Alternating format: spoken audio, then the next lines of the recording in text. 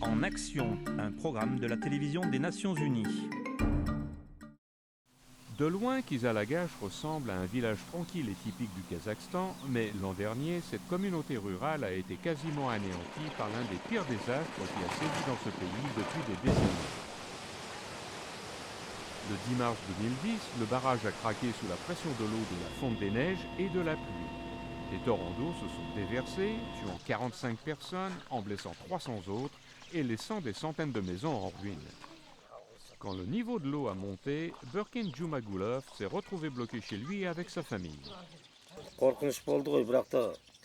Nous avions peur. Nous avons essayé de nous calmer et de nous rassurer les uns les autres.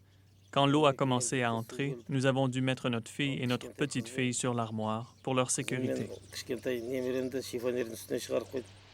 Le barrage a été complètement balayé. Son propriétaire a été condamné à 5 ans de prison pour ne pas l'avoir entretenu comme il le fallait. Le village a été complètement reconstruit en un an et des centaines de nouvelles maisons ont été érigées pour les survivants. Le maire, Saole Aminova, dit qu'ils ont appris leur leçon.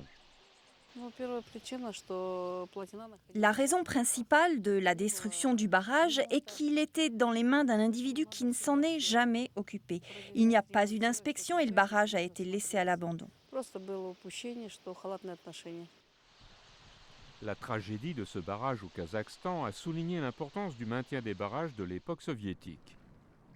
En Asie centrale, plus de 1000 barrages fournissent de l'eau pour l'irrigation, ainsi que pour l'énergie et la consommation domestique, et plusieurs de ces barrages ont besoin d'être réparés et modernisés. La CE, la Commission économique des Nations Unies pour l'Europe, a travaillé avec les gouvernements locaux pour promouvoir la sécurité des barrages, particulièrement ceux qui, comme celui-ci au Kirghizistan, sont construits sur des rivières qui s'écoulent dans le pays voisin, le Kazakhstan. Bolibert de la CE. Le barrage de Kirov nous inquiète parce qu'il se trouve à proximité de la frontière du Kazakhstan et d'une grande ville. Si un accident se produit au barrage de Kirov, les conséquences seront catastrophiques en aval. Près d'un demi-million de personnes habitent à Taraz, une ville du Kazakhstan, sur laquelle une vague de 55 mètres de haut déferlerait si le barrage de Kirov venait à s'effondrer. Des rumeurs de rupture de barrage ont provoqué l'an dernier un exode massif. C'était la panique de 6 heures du soir à 2 heures du matin. Les gens montaient sur les toits. J'ai entendu la nouvelle à 2 heures du matin. Comme il était trop tard pour partir, je suis simplement restée chez moi. Les rumeurs se sont avérées être fausses. Serikbay Tapeyev, membre du conseil municipal de Taraz. Le gouverneur de la province est apparu à la télévision pour rassurer les habitants de la ville. Grâce à la Commission économique pour l'Europe, un groupe d'experts indépendants est venu inspecter le barrage et a conclu qu'il n'y avait pas de raison de s'inquiéter. Le barrage ne posait aucun danger.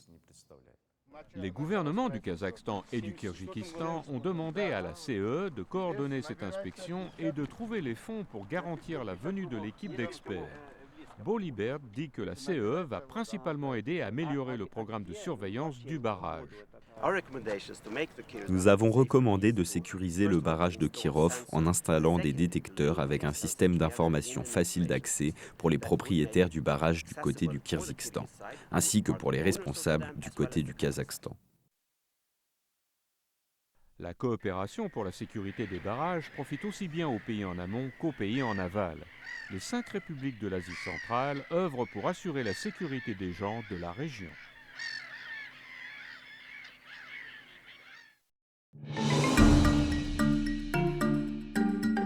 Ce reportage a été préparé par Claire Doul pour les Nations Unies.